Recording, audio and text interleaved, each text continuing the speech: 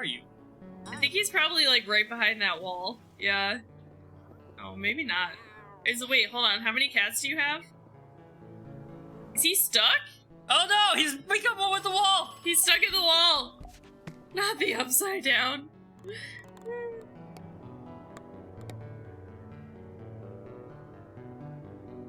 I don't think it will delete the cat. I think it'll just delete the wall. Well, I want to move this.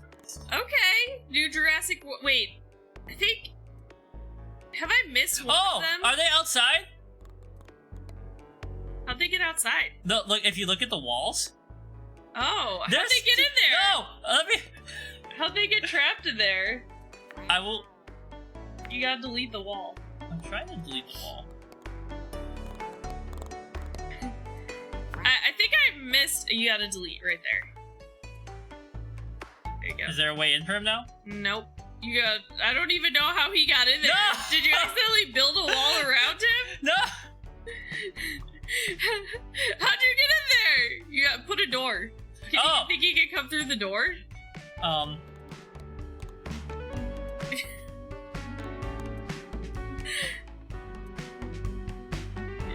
think you gotta put it on this side. Here? Yeah.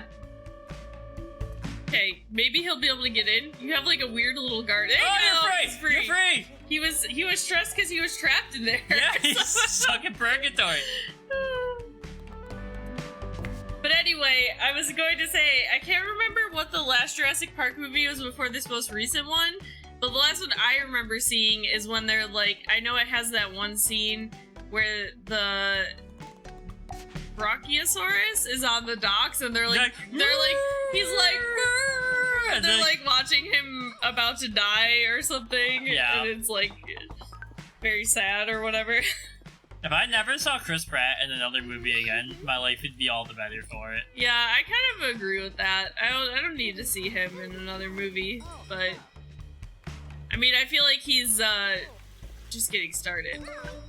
I thought it was kind of bad, yeah. I mean, I've been hearing this one is kind of bad too, but like probably in a fun way. I mean, if I'm being honest, I go into the Jurassic Park movies and movies like similar movies like that with pretty low expectations. Yeah, you're like, I just want to see some dinosaurs. Like, I want to see some dinosaurs. I want to see some people running from dinosaurs. You know, that kind of thing. His Mario voice. Oh no, is he still saying he's taking the voice acting lessons to like get the Mario voice down or something? Some stupid parts, but better than the last one. Okay, sure. I think the next movie we plan to see is that Black Phone movie. I don't know if that Jurassic Park movie is gonna be one we see in theaters, if I'm being completely honest. That might be one we wait till it comes to streaming. Let's see, because the last time I checked, the Black Phone had 100% on Rotten Tomatoes. Let's see how it's doing. We might make some time for that while we're home, though, on our vacation. It's down to an 85, which is still good. For a horror movie? Yeah. It's still pretty good. Notoriously snubbed. Toni Collette deserved that fucking Oscar. I will die on this hill. It looked dumb? Are you a fan of horror movies? You like horror movies in general? That's a Joe Hill book? How dare you? You come into my house? You talk shit about Joe Hill? Read a Joe Hill book before? I've read like 8 Joe Hill books. Oh, okay. I was like, I was just curious, because I know Joe Hill is Stephen King's son, but he uses the pen name Joe Hill, so people don't know. Oh, see, I'm horror boy.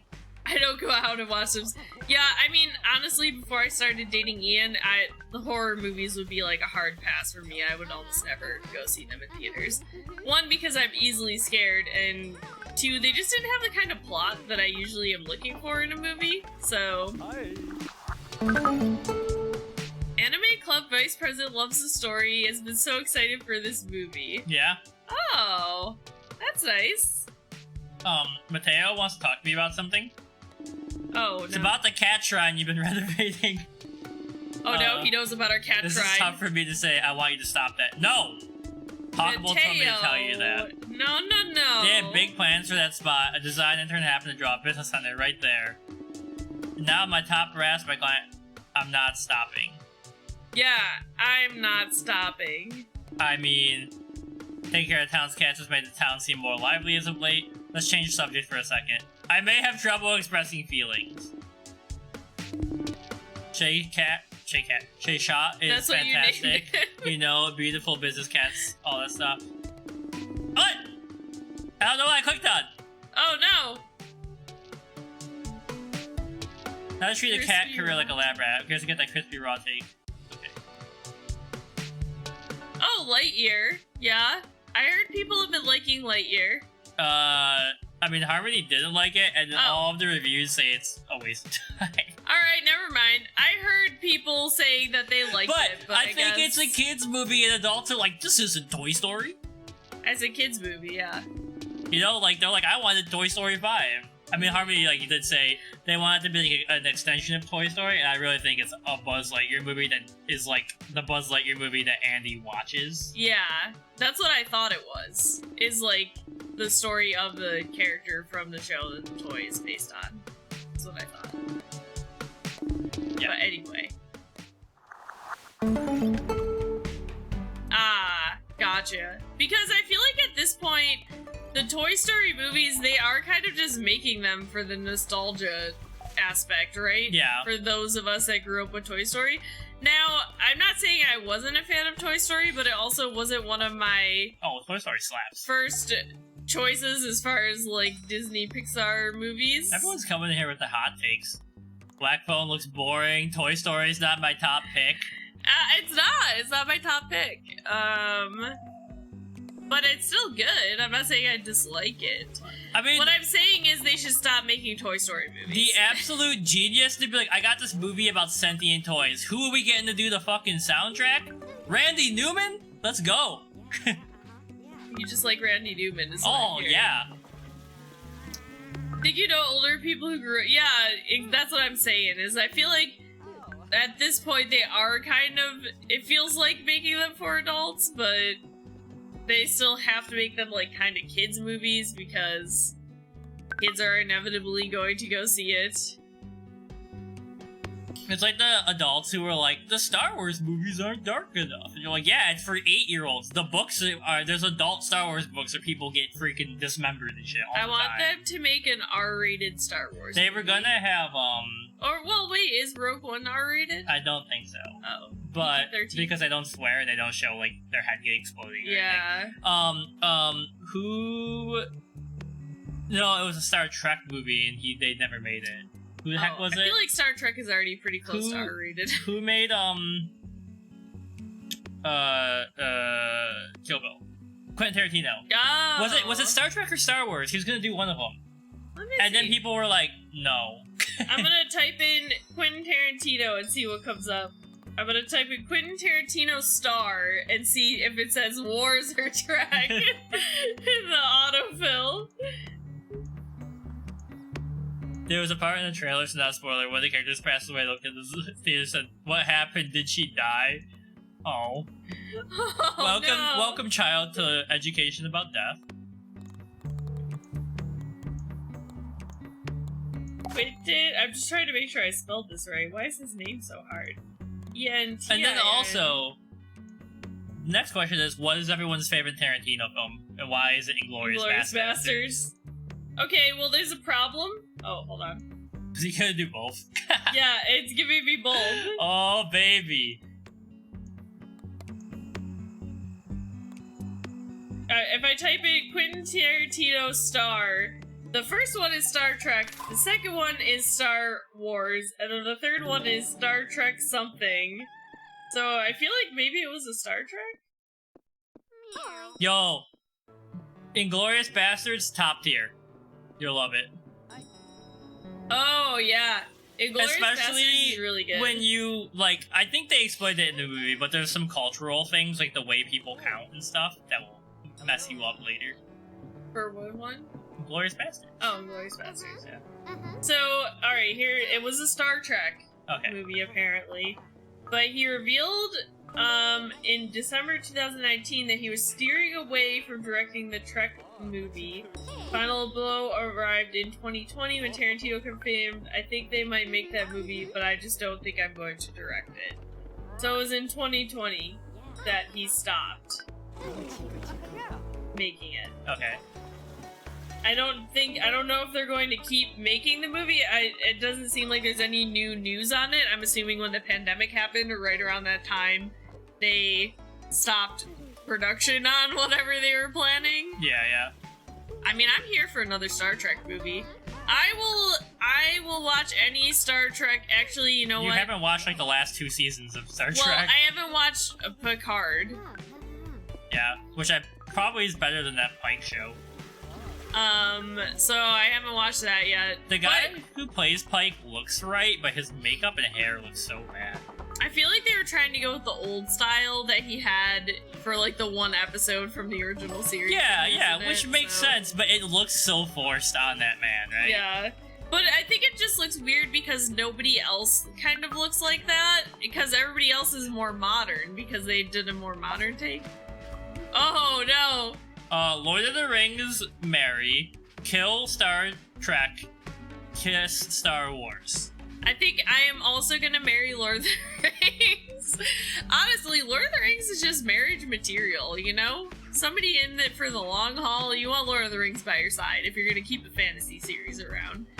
I probably am just, not surprisingly, gonna do the opposite of Ian, and I will kiss Star Trek, and I will kill Star Wars. So, goodbye, Star Wars. I think mostly because I don't have the deep connection to it that some people do, because I didn't really like watch it a lot or get into it when I was younger.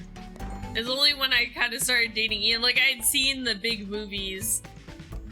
Now you're when like they the first extended came lore. out.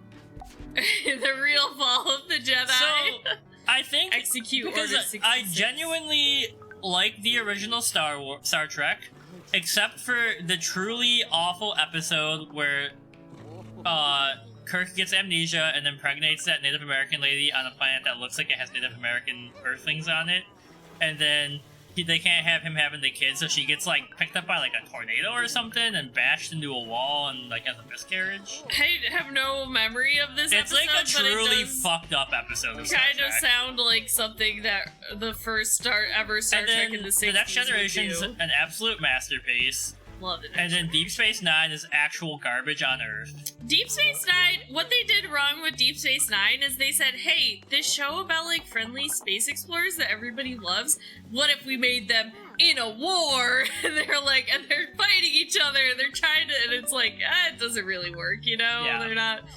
They also are located in one spot on the space station rather than going You know out what and I exploring, so. Less Star Trek. More just Q doing random shit. I think Like, you know, one day there would be like an episode of Friends being filmed and Q would just pop in and like it would be in the Star Trek universe, but it would just be Q at random points in time. he's scary. He's just a chaotic eldritch Yeah. time being. What would have made that question harder for me was Doctor Who, Star Wars, Lord of the Rings. I would probably get rid of Doctor Who. I will let Ronnie answer this because she has the deeper knowledge. Star Trek, I mean, it's a very, very simple premise, actually. So, the premise of Final Frontier. Space is the final frontier. That's like how every episode, at Ronnie least lecture time. in the original, I mean, you don't have to go full screen It's for it. Ronnie but, lecture time. is that it's essentially the future that takes place in our future after we become able to travel throughout space and we made connection with other alien species. But it's basically just about how there's a group called Starfleet, which is like a group of planets that have joined together, and then they kind of go out into the galaxy, and they're essentially cultural anthropologists, kind of. They're supposed to be. Just Kirk like- doesn't follow the rules. They're just like mapping out space and going to different planets, and you typically, with each iteration of Star Trek, you follow a different crew, and you just kind of get their story of their travels and what they're doing. So that's that. I mean, that's basically it. It's not really anything. But then, yeah, exactly. Yeah, they're basically just like space cultural anthropologists, and you know, they'll go and they'll meet different aliens, and there's like really cool episodes where like Don't forget the Prime Directive is a big point that we have skip. Well, I mean, I wasn't gonna go super deep into the lore. Well, I mean, Star like Trek, but... the original, plot, Kirk and the Enterprise, and Kirk's supposed to be a genius, but he can do no wrong, and he's hot as hell. But the prime directive is that you can't contact a species that it's like they haven't reached space travel yet, right? I'm trying to see. I think it just says that you can't interfere with the development of the species. I just want to make sure. It's the guiding principle of Starfleet that prohibits its members from interfering with the natural development of alien civilizations. So sometimes they'll go to a planet and they will wear disguises. That is quite funny. Yeah. And they will try to be blending in with these alien species and observing them, but not interfering with, Like, you're not supposed to pop in and be like, hey, here's a phaser. But honestly, they do kind of interfere, if I'm being honest. So, and then, I actually just... it's silly, but it's fun silly, but the deeper meaning of the episodes is still there. Here's what I will say for Star Trek. It was pioneering for its time period. It was also, just a fun fact, yeah, you would get kicked out, Jeff. They would kick you out, you would be, banished from Starfleet. You would be held in prison. Starfleet. Star Trek, the original series from the 60s, was the first ever TV show that showed a white man kissing a black woman on TV. Yep. And it showed, Uhura, she was the navigator of the ship, and it was like the first time a black woman had been shown in a major role as a member of the TV show.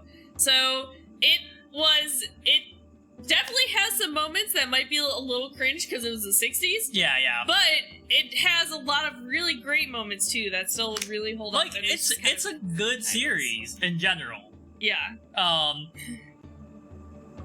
I just realized, because one of my deep obsession with Animorphs, right? Yeah. One of the things that you learn throughout the series is how the Yeerks, the swirl, hell yeah. The Yeerks are these slugs that crawl in your ear canal, and they flatten themselves into the grooves in your brain, and they control your body, and you're aware that they're doing it. He loves Animorphs. They couldn't get off their planet, and part of the reason they couldn't get off their planet is because they don't eat food. They actually feed on the specific kind of radiation that comes out of their star. But the Andalites find them, and the Andalites realize they're sentient, so they share technology with them, and then they unleash a parasitic, mindless horde upon the galaxy. And that's called Ciro's Folly. And all they had to do is follow the goddamn Prime Directive. That's all you had to do. Oh. Do you want space slugs, Jeff? Look, that's how you get space slugs. If you get me, I'm gonna stop talking about Animorphs before I go off. Ian loves Animorphs a lot. Yeah. So, I mean, I did too. Michael Grant, who was the ghostwriter for Animorphs, aka K. Applegate, the author's husband, follows me on Twitter and often replies to my tweets. He's basically friends with him. Yeah. But yeah, Star Trek, I think Star Trek is great. I will say it kind of is, especially the original series, has some very corny moments where you just gotta embrace it. Go. If you're gonna watch it. It would take a long time to watch every Star Trek series. There's so much out there. Yeah. But the Next Generation is great. I also am a big fan of Voyager, which was when they had the first series showing a female captain-led ship. Yeah, that one was on CW, I think. And I still think it's pretty good. Yeah. So.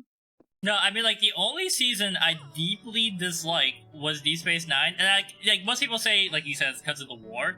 I was like, why is this a weird-ass space sitcom with, intermissions with of, space violence? But Deep Space Nine had a black captain. Yeah. So they mixed it up with the captains, That's the one thing Star Trek, really tries to do is be, pioneering with stuff like that. Yeah. But don't forget the decontamination chamber bloodshotts. What is that one called? I think it's called Star Trek Enterprise. It's the early 2000s Star Trek. Honestly, just trash. I watched all the Star Trek series from start to finish because I was like, I gotta be able to call myself a true Trekkie. And that one was honestly they do have a decontamination chamber that they will use sometimes, and it's literally just fan service. Like, it's a reason for the characters to get into this chamber in only their underwear for some reason, which doesn't make sense because it was decontamination chamber. Yeah, you're decontaminating everything except it would that just part. do it, and then they also sometimes had to inexplicably rub lotion on each other, and I was like, why is this happening? I will say, like, in the rankings of, I'll call it like the big three. Star Wars, Star Trek, Doctor Who. I think it would be Doctor Who, Star Wars, Star Trek for me. Because I think Doctor Who and Star Wars, well, Star Wars is kind of in like a decline right now, have overall had more interest, like more fun to watch. Whereas like Star Wars, like even despite the cheesiness of the first series, holds up. Next Generation is like perfection. And then it's just like kind of there, and like people either really love it or they're just indifferent. For Star Wars? Star Trek. Oh, Star Trek. Versus like Doctor Who and Star Wars, which had like resurgences of popularity and are still fighting. You for that. forgot you tried to watch Doctor Who, which I'm assuming means you were not successful. I was like, if you start with the original Doctor, it's going to be a slog, and I love him. Honestly, I usually tell people if I feel like they're not going to be super into like watching every single season, just start with David Tennant. Because Christopher Eccleston is good, but he's not when it took off again. It was when David Tennant took off. Yeah. But I was going to say, I feel like both Doctor Who and Star Trek to me have lasted so long, and their fan bases that they have are like so dedicated. And so I can't actually think of a time that the Star Trek community was as vile as the Star Wars community. Never. Like, the Star Wars community fucking Star sucks. Trek community is so much better. And while they definitely have their ups and downs within popular culture, where like they will come into popularity and then they kind of fade out, but the tried and true fans are always there, and they're all generally very good people. Of course, there's always the outliers, but the Star Wars fans are just like, they cause me pain. Yeah. Well, here's the thing I think that is not the problem, not the root of the problem, right? But the Star Wars, like, you had original Star Wars, no social media, so it was just word of mouth, people talking about cool stuff. You could only get so much hate that way, right? Then the prequels drop in the 90s and early 2000s. Social media is rising. Like, everyone who has an opinion on that is just non-stop posting about it. And they never learned to shut the fuck up. Yeah, they just keep going. They're like, yo, this hot take that I had back when the prequels came out, I'm gonna keep it going. Give me my 15 minutes of fame.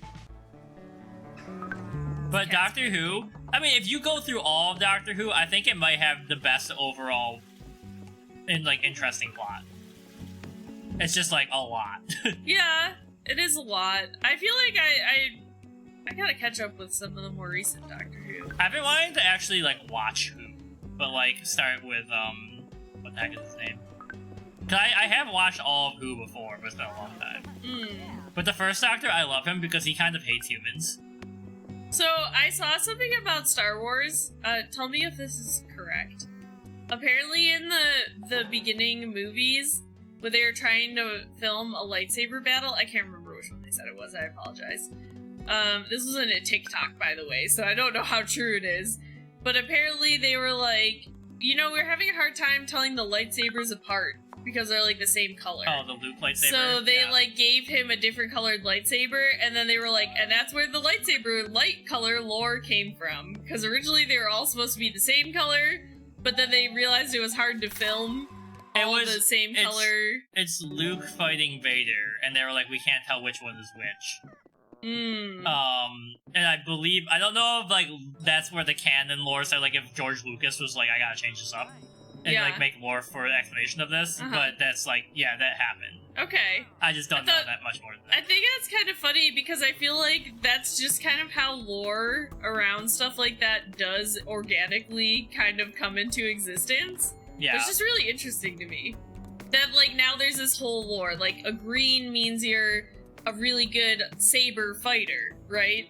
Blue means you're very Blue, good, you're a powerful force user. Green, Red, you're a Jedi. no, red, you're a Sith. Or red, you're a Sith. Purple, you're Samuel L. Jackson. That's so. There's actually a really, I believe, because Samuel L. Jackson literally was like, if I'm gonna be in this big ass battle scene, I want to be able to spy myself. Fucking lightsaber. But I think because Samuel L. Jackson is the only Jedi to have mastered all 5 forms of lightsaber dueling, and that's why he's like the Jedi War Master. Is fucking Samuel L. Jackson. But the purple lightsaber actually means something like, I think Mace Windu's character canonically is like incredibly rage-filled. And he actually has like learned to temper that rage so down. He's like almost Sith. Oh, Yeah. it's like blue and red mixed together makes purple. That kind of makes sense. That kind of makes sense. But yeah, does like Mace Windu is supposed to be like incredibly angry all the time. Okay. And then like the white lightsabers are for the ones that are like not aligned, right? White like are way-seeking yeah. wayfarer Jedi. But they're not aligned with like the Jedi. Yeah, or the Sith. They're just their own. Yeah. But anyway, originally they were all supposed to be the same color, apparently, according to that TikTok that I saw. I just thought it was interesting. Yeah. Because the Jedi Council at large,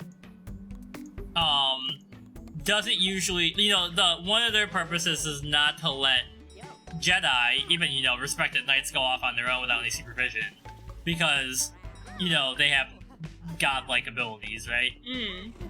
So, Jedi who are deeply respected but kind of have a problem with the Council's decisions or some stuff are sometimes allowed to become way-seeking, wayfarer Jedi and go off and just kind of do stuff to, like, deepen themselves with the Force. And usually those kind of Jedi are people who are like, one of the common things they do think about is like, alright, the Force is natural.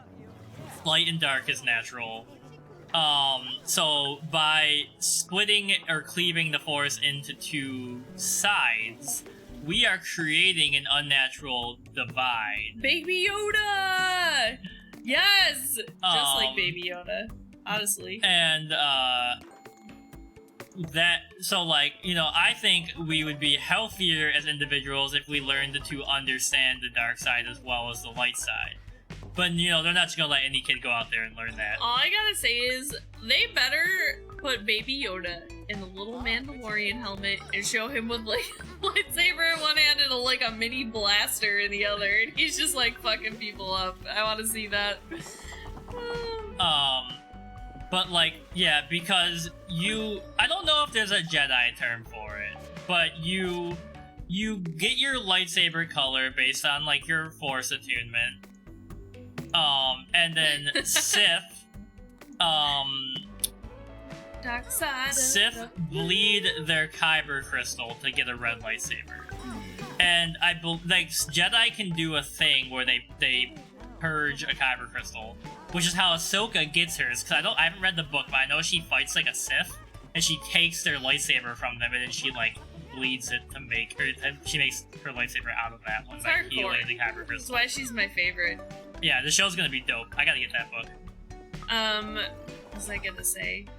Oh, you're running low on jewels, is what I was gonna say. No, you're right. If you want to have the artists come, yeah, because you might need to buy more furniture to make stuff. Anyways, I could talk about Star Wars forever, but I don't know. There's just something about Doctor Who that sits differently than all of them. I think it's the sheer zaniness of it. I feel like Doctor Who is a little bit more whimsical than Star Trek or Star Wars. I feel like Star Trek and Star Wars have very ingrained...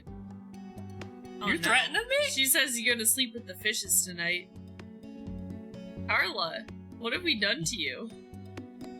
But yeah, because Doctor Who was originally supposed to be a show where a time traveler took you to different time periods to teach you about the cultures of that time period. Yeah. And then they just got out of control. Yeah. It still does have some of that aspect sometimes, but not really. The original Doctor, and I can't remember his name right now, he got sick and he could only do 1 season. Oh, yeah. So they had to replace him, but they were like, how the hell are we going to explain this to these British boys? He just and regenerates. so they made him into a time traveler. Yeah. That's how regeneration came to be a thing. Yeah. Right? Yeah. A Disney, Star Wars, Pixar movie musical with musical sing-alongs or a new live adaptation of a Disney classic. Oh, Star Wars. You know what? We've seen so many live adaptations of a Disney classic. I don't want any more of those right now. I will take the Disney Star Wars Pixar movie musical. I want to see some Jedi doing a musical piece together. I want them singing about the Force. Like, the Force is in you. And yeah, it'd be like a really beautiful harmony, but they'd be like,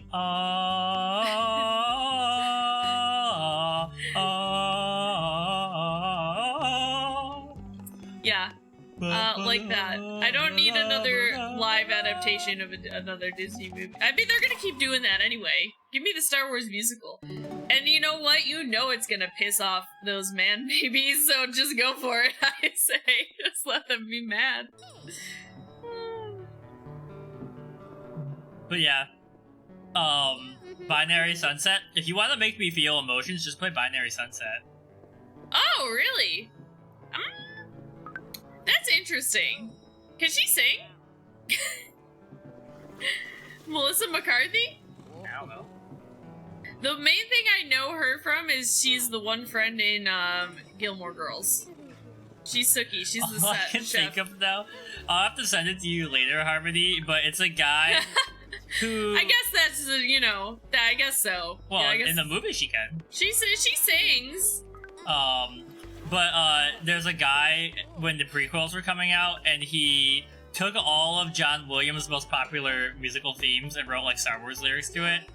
It's so good. But, like, it almost is a Star Wars musical. Alright. Long, come go, far, far away. Long, far, far away. I feel like that Little Mermaid movie has been in production for so long. I guess it got not canceled, postponed with everything. Yeah, that a lot happened, going on. Yeah. She's like, stop calling me or I'm really gonna make you sleep with the fishes. Yeah, I know. I love in the video I was just talking about where the guy goes, like, Luke is like, he's like, no! He's like, Vader goes, I'm your father! And the lie is actually not Luke, I am your father, it's I'm your father. He never says Luke. I think he says, like, no, I am your father? Yeah. Or yes, I am your father? So I can't remember what Luke says right before. I think he says something like, you killed my father, and I think Vader originally says, no, I am your father. So, this is actually, they're working, like, how the fuck do you say his name? Taki Waititi? Oh, Taika Waititi? I always want to call him Taki. That's how I pronounce it. I apologize if that's It's not me, correct. I'm Darth Vader. Yeah, exactly. Yeah, it's me, Darth Vader. He sounds like Mario, actually. But, he's creating a whole new group of characters for it. Hey, I'm walking here! But also, you think of the big Star Wars movies when you think of Star Wars, there's a lot more characters that aren't in the movies, like, and stuff that, exist, so. Yeah?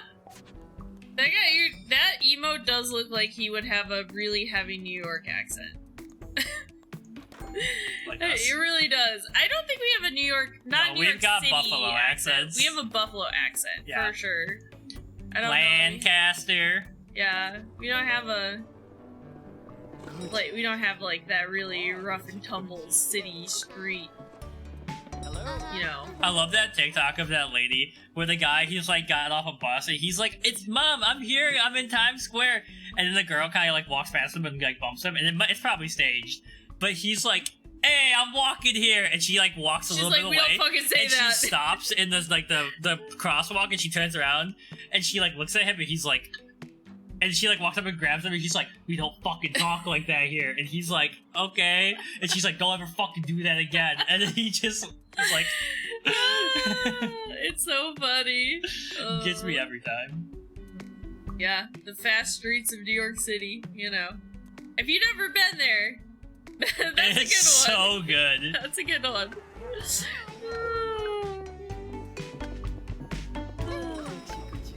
I know I need rice, but I don't have enough money for it yet. No money for rice.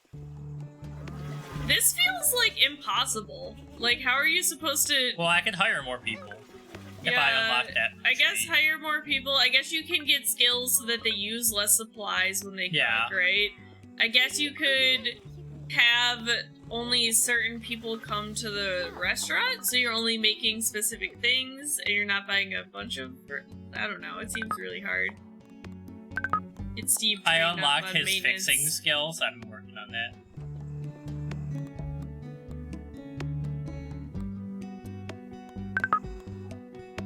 Who needs people in +1 on all stats for every fun score? Nerd. Nerd. Anyways, what I'm saying is, like, I really like Star Wars. I know. I also really like Animorphs, so which one do you want me to talk about more? Star Wars. Also, I can't wait till the Gone series takes off. Well, more. Yeah. Like, I can't wait till the TV show gets produced. Is it actually happening? Yeah, they've been filming and workshopping it and stuff. Because that series is fucked up for a, like, YA series. Yeah. But our book of the month came today. Oh, yeah. We have not filmed our podcast yet, also. Oh yeah, we gotta do that tomorrow, when you wake up. And our book of the month for next month came in. You want me to get I it? was like, yeah, we can just show it off. Oh, hey. This is one of Ian's picks. It's called The Worm and His Kings.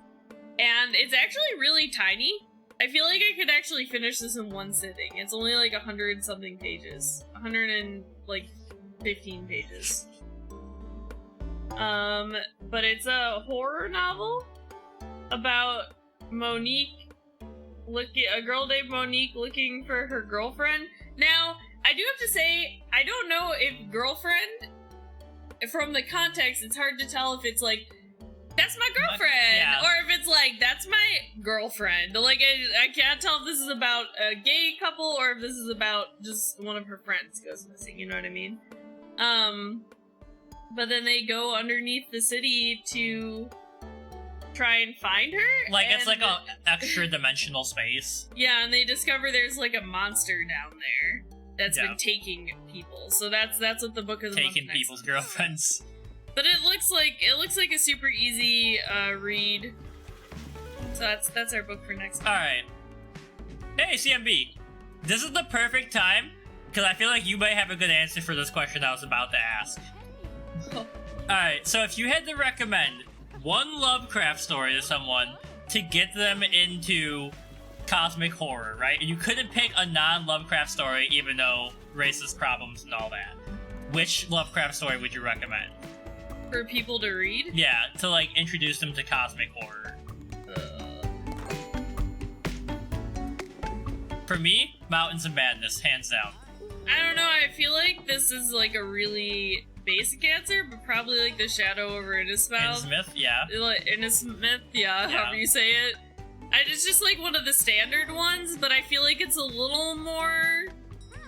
I don't know, it's a little more it's like a little better for an entry person who maybe had not read Lovecraft before instead of reading like Call of Cthulhu first, you know? I mean, that's the one most people would say to read first. But that one is, I mean, all of his stories are kind of like an ethnology, but the Call of Cthulhu really felt like an ethnology. Yeah. Like, you're literally reading somebody's research notes. You're reading about someone reading someone's research You're notes. not, like, actually in the story or anything, you know? Sorry, I hit my LaCroix can on the desk. But Mountains of Madness, for me, you know, it's got the Thing vibes. They're in the Arctic. There's, like, weird space slug creatures on mountains. Like... Yeah.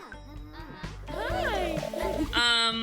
It does sound like an analogy, a harmony. You're right. Sorry, I meant to read that before, but then I got distracted by Ian's question. So. As people do, they usually get distracted by my stunning good looks. But if I'm being honest, if I didn't feel like I had to read Lovecraft, because he's kind of like looked to as like one of the forefathers of science fiction and cosmic horror, I don't know that I would read Lovecraft. I think Lovecraft stories are incredibly scary, but you have to sit down in the same way you sit down with Poe. And you can't be like, I'm gonna read an Agatha Christie page turner. You have to like sink into the atmosphere. I just mean they're not very accessible for like the everyman. You gotta really be like ready to read it. Okay, so you like cosmic horror, but you're not well versed in Lovecraft. He's on your list of authors to read more of. That being said, Call of Cthulhu is good because it's recognizable figures, so slightly easier to conceptualize in the genre. That's difficult to conceptualize by definition. Yeah, I mean, I would definitely, like, if you say Cthulhu, 9 times out of 10, somebody's gonna know what you're talking about, right? Like, maybe they don't know it came from a Lovecraft story, but they've heard the name Cthulhu. And then there's me being like, oh, you're saying it wrong. Cthulhu? You're supposed to choke it out because it's supposed to be Cthulhu. It's supposed to be like Cthulhu. Cthulhu. Yeah. Whatever. I'm gonna say Cthulhu because. Yeah. Anyways, I want to say it. And then like Cthulhu gets more difficult because he's a cosmic being, but he's actually only an acolyte to the outer gods. So he's not even like a real eldritch being. Like he's a small fry. I do think it's hard to write cosmic horror. The Fisherman was really good. Yeah. If I could,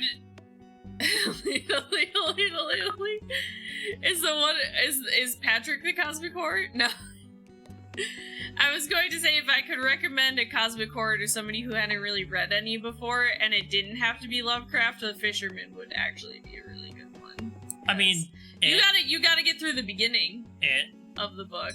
Another cosmic but horror. it is 1,400 pages. Yeah. The Fisherman is what, 400? 300? No, it's shorter than that. Shorter than that. 250? So it's more accessible. Oh, I've never watched Love, Death, and Robots. I have watched Love, Death, and Robots, but not the newest season. So no, it's gonna be expensive. yeah, it's gonna be expensive to fix it, so we have not fixed our drawing tablet yet.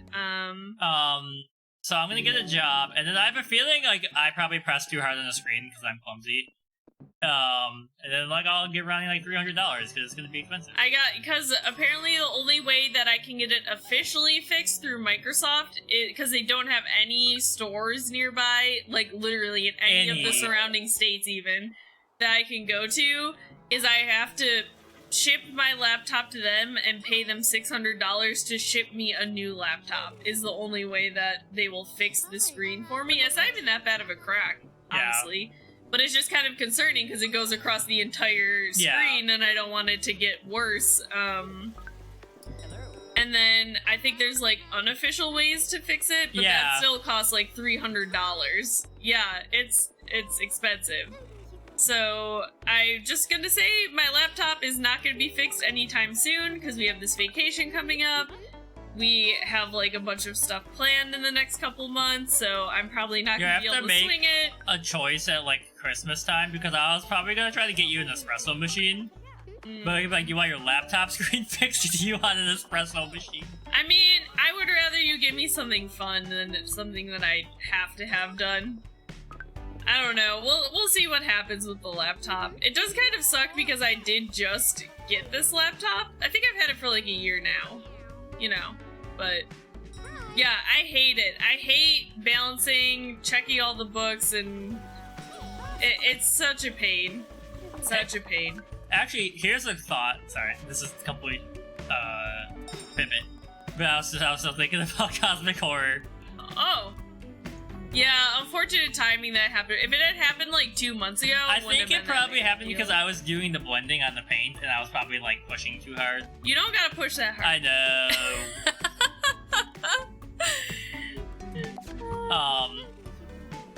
What was I gonna say? Oh, doesn't that hurt so bad? Anytime something happens to your car, you're like, you goddamn piece of shit car, why are you doing this to me? It feels so personal. You're like, why? I hate having to get car stuff done. But CMB read my short story, The Unnamed Kings, earlier. Oh. And you've read it. I revised it a little bit today. Is that the one you sent to me earlier today to spell check? I haven't opened it yet because I didn't want to forget that you sent it to me, so.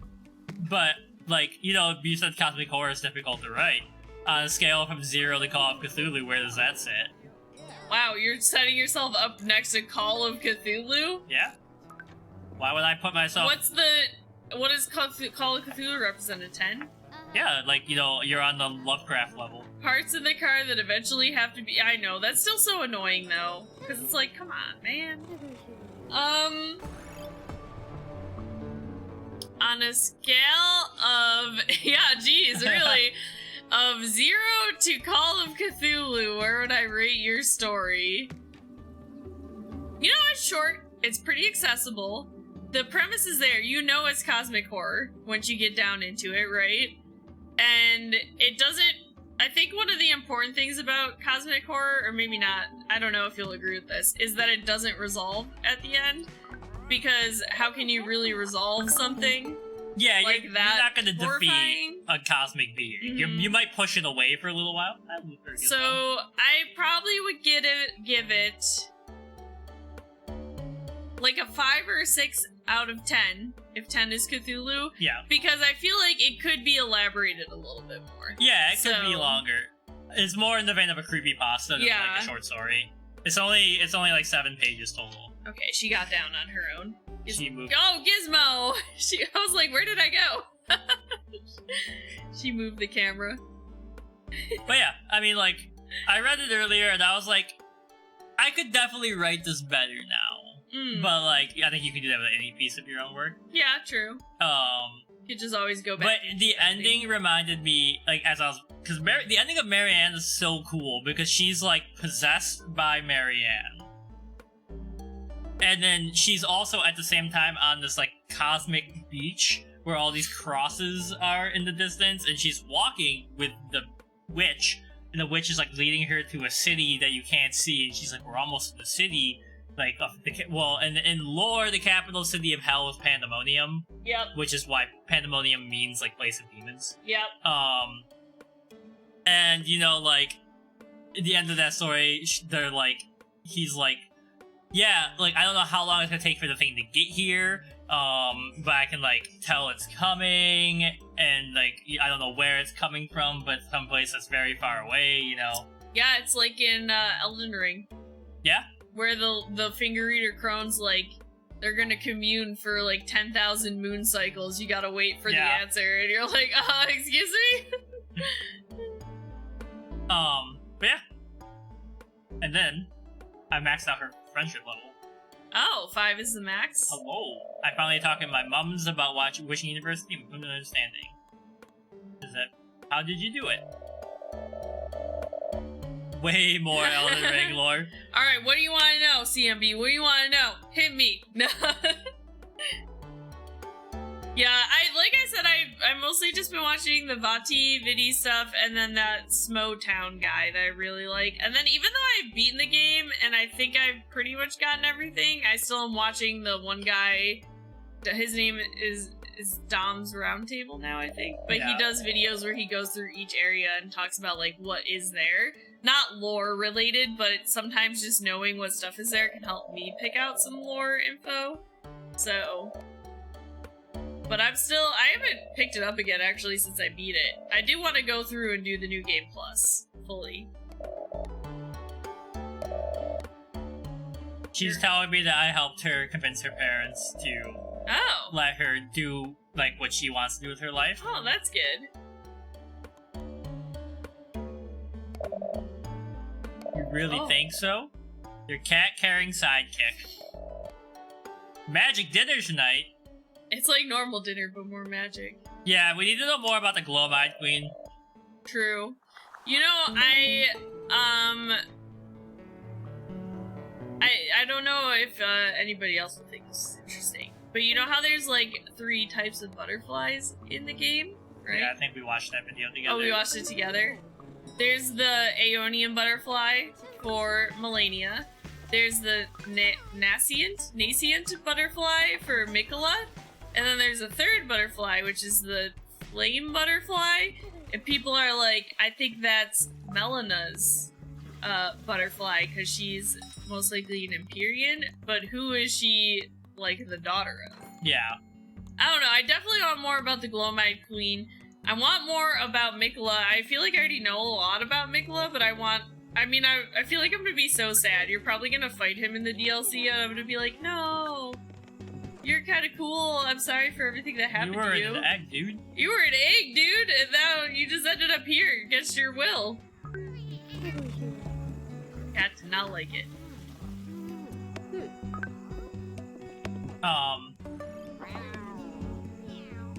We do need to know so much more about her. I have to get the Frenzy Flame ending too, because I do want to try and get the Platinum Trophy. So I did Ronnie's ending, obviously, for the first one. But I gotta do the Frenzy Flame one to get the Platinum ending. And then I have to get the regular boring ending for the last part. But I'm gonna save that for last, because it'll be the easiest to get. But it did feel so satisfying to just run into Stormvale Castle, bitch slap Margit, and then just absolutely demolish Godric, like, immediately. Like, it felt pretty nice.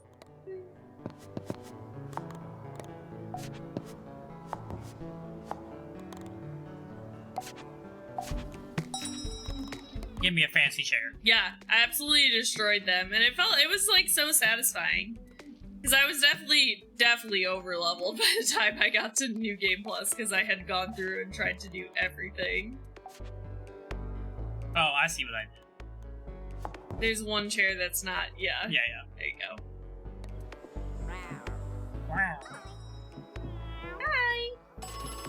I feel like, do you think you could make, like, different sections, and, like, the witches would sit in the witch section? I think so. And the... Hey! But I think what we need to do is unlock more cats, actually. Yeah, I think you do need more cats. Right now I'm unlocking more boys. Definitely could agree that more cats could not be a bad thing. But, yeah, I mean, like, I'm excited for the Elden Ring DLC. I will say, like, I think it's easily Game of the Year. Except, like, you know, Farah Missoula is just actually trash. Crumbling Farah Missoula was just such a pain. It's actually just a really poorly designed location. I ended up just, like, running through so much of it, and even though we did it together with you, I still got confused when I did it myself on my playthrough. And just, like, the enemies are so strong, and... yeah, it was so long. Yeah, not just Crumbling Farm Missoula, the whole game was very long. What? I didn't hate. What does this mean? I don't know. Maybe you wanted to use something, but it couldn't get there. And then, like, the lore is cool, but I will say the lore in Elden Ring is not nearly as interesting as Dark Souls or Bloodborne. I definitely agree with that, CMB. With the other areas, I definitely felt like, you know, okay, I've been here before, I know where I am. With Crumbling Farm Missoula, I was like, what the fuck is going on? I was like, it was more like, you know I've fucking been here before, but I have no idea of how I got here or where I need to go next, or, you know. Yeah. With eyes closed, she bops her head to the rhythm of a piece of music. Her buns bounce around like two cats catting on catnip. What do you want? Pumpkin soup. Ooh, I love a good pumpkin soup. Just something... very expensive. Nothing, well, that's not true. There's a lot of things that invigorate the sense of fall for me, but I just love, you know, like a good butternut squash or like pumpkin soup. Oh yeah. That's the good stuff. I love that. Now I'm just thinking about fall and wishing it was fall time. Always thinking about fall. Thinking about apple cider, thinking about pumpkin spice lattes, thinking about Halloween, crunchy leaves. Why is it not fall all the time? You know what? Honestly, I think we as humanity, yes, apple cider. Heck yeah. I can love apple cider, cold apple cider. Warm apple cider, spiked apple cider. Oh, there's so many good versions of apple cider that you could get, and it's so delicious. But I was gonna say, you know, we can prioritize a lot of things as humanity, but I think what we should really do is make controlled biomes, where you could choose to live in, like, permanent fall. Yeah. Maybe it wouldn't be as special if it was that all the time, but I think I would like to live with that climate all the time. Yeah, I mean, like, Jeff becomes savage around fresh apple cider. one of the things I find myself missing the most, and it's just because where we live, is like I have a billion cardigans and jackets, can't wear them. That is true, and you definitely, like, you can wear them inside, but you can't wear them, like, when you're walking between Yeah, how am I places. supposed to look like a fucking mood outside in this heat when all you can wear is nothing because you're gonna have a stroke? You'll get, like, 3 months out of the year where you can wear that kind of stuff, and even then, some days it'll be in the 60s when it's, like, Yeah. it'll go from, like, the 40s to the 60s. Like, all of a sudden. I am seriously, when I'm home, I might just be like, hey mom, I really want this cardigan.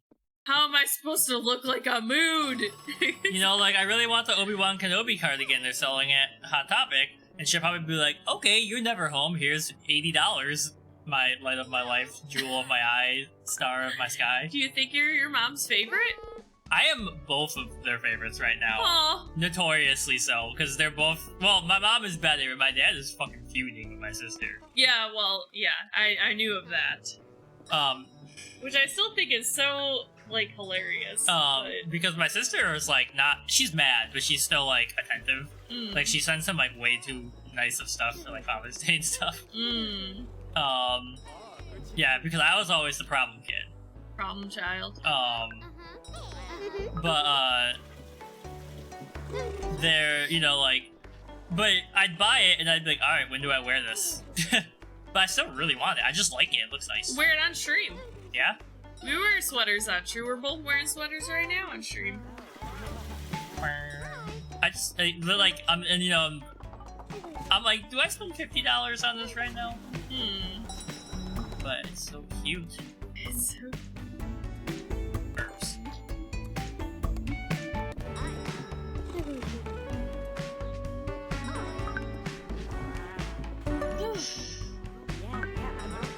Alright. Things are starting to work. We're almost there. You need more cats. That's the next thing I'm going to do after I get more staff. But I do think I'm going to start inviting more people to come out. Because I'm like, after I unlock pumpkin whatever, because then I'll get more points. Finley's buns stick up from behind the cover of a thick book. Then you just make out a woman being embraced by some kind of wolf man on the cover. Oh, hey, yeah. Gotta go. Nice seeing ya. I think that book made her horny, and she's like, I gotta go home. I think she did. I think it did too. I want to know what she was reading. I'll pick that for the book of the month. No, we're on the coffee too.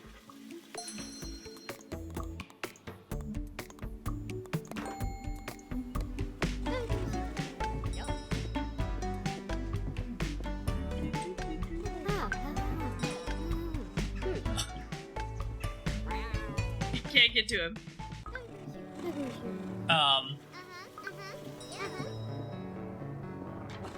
Gotta calm the kitty.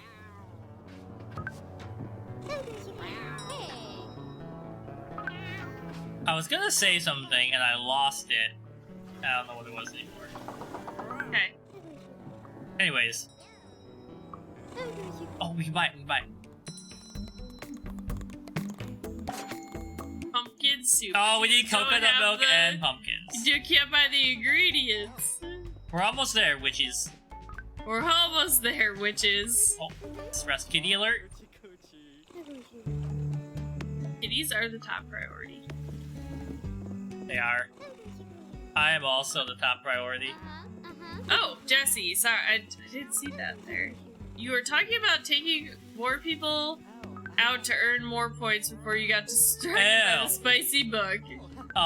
Yeah. Once I get the stuff for the pumpkin, I can have more people come and, like, fill their needs, and that will give me more points for this. Yeah. Also, hello, Jesse. Yeah, hi, Jesse. Oh, I'm so tired. Alright. Down. We... Coconut milk. Pumpkin. And pumpkin. Which I know we need other stuff, like restock, but then it will make people happy. Yeah. Hey, we love the lurkers. We stand the lurkers. We stand the lurkers. But yeah, so I'm hoping that by tomorrow I will have finished Harrow the Ninth. Okay. I think I still have like 50, 60 pages left. And then after I finish that, I have that book, The Fingersmith, that I wanted to read. I don't remember that one. Yeah, it was one that I was gonna pick, for... Oh, hold on. Hold on! Hi! There's a baby here! Hi! Little baby, look at the camera! Look at, say hello to other people! He's like, mother? Why? Alright, I need one of you witches to pay up so I can buy more cheese. The Fingersmith, if I remember correctly, it was a book that I had wanted to pick for my book of the month when I was looking for a lesbian book to read, but it was just a little too long for me to want to pick it for our book of the month. You hadn't been on your reading kick yet. I hadn't been on my reading kick yet. I think it's like 450 pages or something. But if I remember correctly, the premise is that there's like a woman who she's like essentially like a lockpick, and she like goes to like steal something, but then I think she ends up like falling in love with the woman that she was like gonna steal something from or something like that. Can we just pause and talk about this statement? Night yogurt is the chaos snack. I've thought about this a lot. She's thought about it, okay? But then maybe after I finish that, because I will wrap up all the books I had you get me when you left Barnes & Noble, that I could maybe do the Infernal Devices after. because you don't need to read it. You don't need to read TMI to really vibe with it as much, right? Yeah. But it gives you like more depth, but that series was just made for the kind of stuff you like. And I remember that series is, here's a love triangle. Every story has a love triangle, right? Here's how you break it. It's so good. Alright, we need some damn cheese in my cafe. We've almost got more staff. Oh, there's a mess back here. There's a mess and the cat peed on it. How dare they?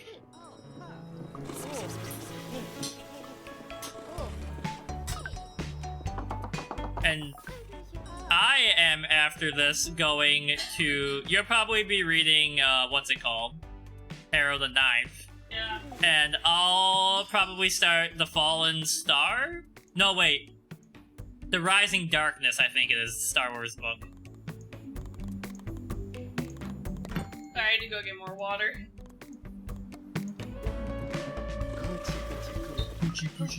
We're almost to, more staff.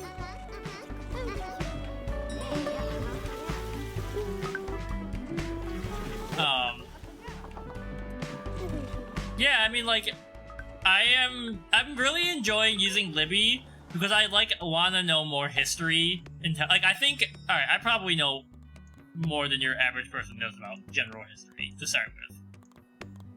But then, like, I want to, like, expand that breadth of knowledge, you know? But, like, I don't have time to read, like, my for fun books and my, like, academic books. So Libby has given me the chance to do that. Libby's library cards. It's just sick. We can get another staff member, and now we can get...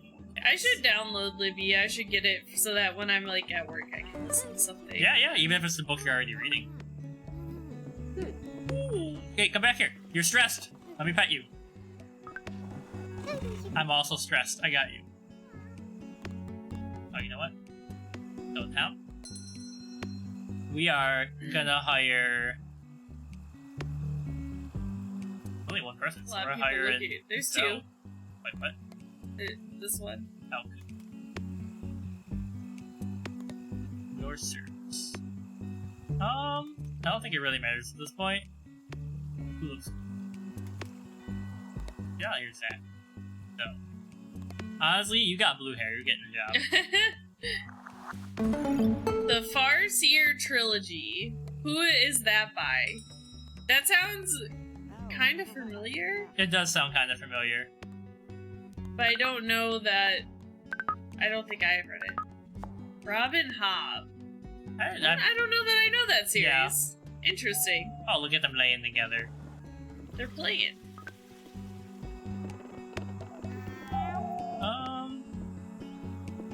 Alright, so let's... What we need to stock up on? Cherries. Bread. Ham. Then...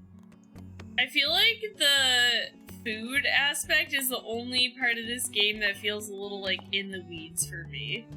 Like, it feels like a little, how are you supposed to keep up with, you're draining your nectar supply every single day. Yeah, yeah. Refill, you gotta get, like, the perfect score with the witches, which is why you need, like, more cats and stuff. But it just seems like all the other resources are super easy to get in comparison. Yeah. You don't use them that much. I think they gotta give you something to stress about. Oh, you got it. Yeah.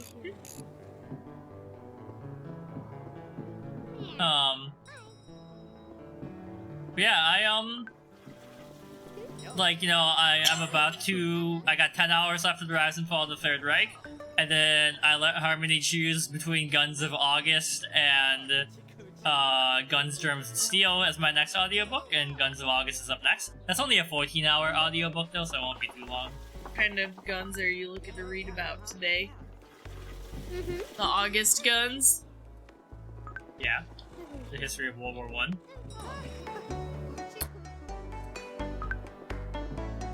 I'm gonna be that really awesome, like, old dude in the cardigan at adult parties where, like, kids who, like, say with me and I'm like, did you know in 1918, Armistice Day? I like how that's an awesome guy to you.